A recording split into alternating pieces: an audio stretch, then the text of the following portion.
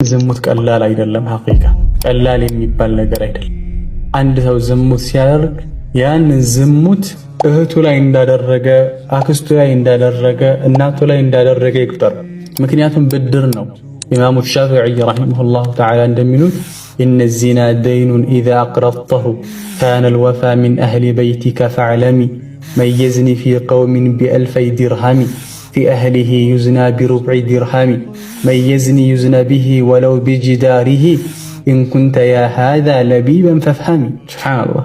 إن الزنا دين، زنا زموت بدرنو إذا أقرضته كابدركو أنت يعني زموت كفصمكو كان الوفاء يهبدر يهونا لمتمور أو متكفلو بدره من أهل بيتك فعلمي كبيته نو اهته نو بهتوش لا ما تودن በእናትህ ላይ ቢደረግ የማትወደውን በአክስትህ ላይ ቢደረግ የማትወደውን በሚስትህ ላይ ቢደረግ የማትወደውን ነገር በሌሎችህ ላይ አድርገሃል። እህት አላት፣ ወንድም አላት። መየዝኒ ፊ ቀውሚን ቢአልፈይ ድርሃሚን አሉ።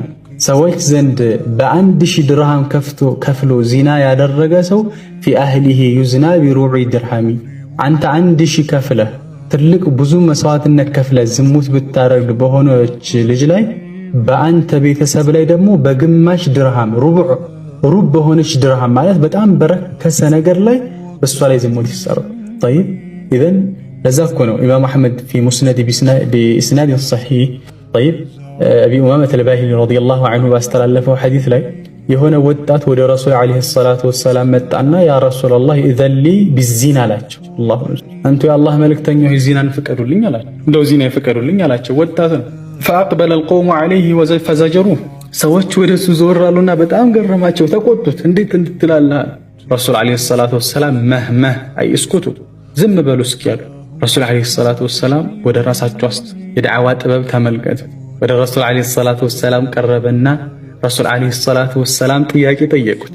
አቱሂቡሁ ሊኡሚክ ይህን ነገር ለእናትህ ተወደዋለህ ወይ ብለው ጠየቁት።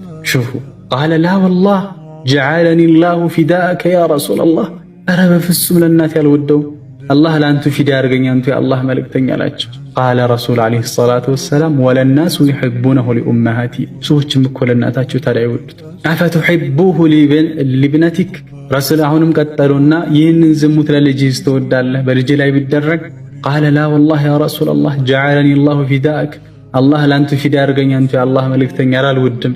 ቃለ ወለናሱ ዩሂቡነሁም ሊበናቲሂም አፈቱሂቡሁ ሊኡኽቲክ ለእህትህ ተወደዋለህ? ጠየቁ። ላክስትህ እያሉ ረሱል አለይሂ ሰላቱ ወሰላም ጠየቁት። ثم وضع يده عليه ረሱል አለይሂ ሰላቱ ወሰላም እጃቸውን እሱ ላይ ያስቀመጡና اللهم اغفر ذنبه وطهر قلبه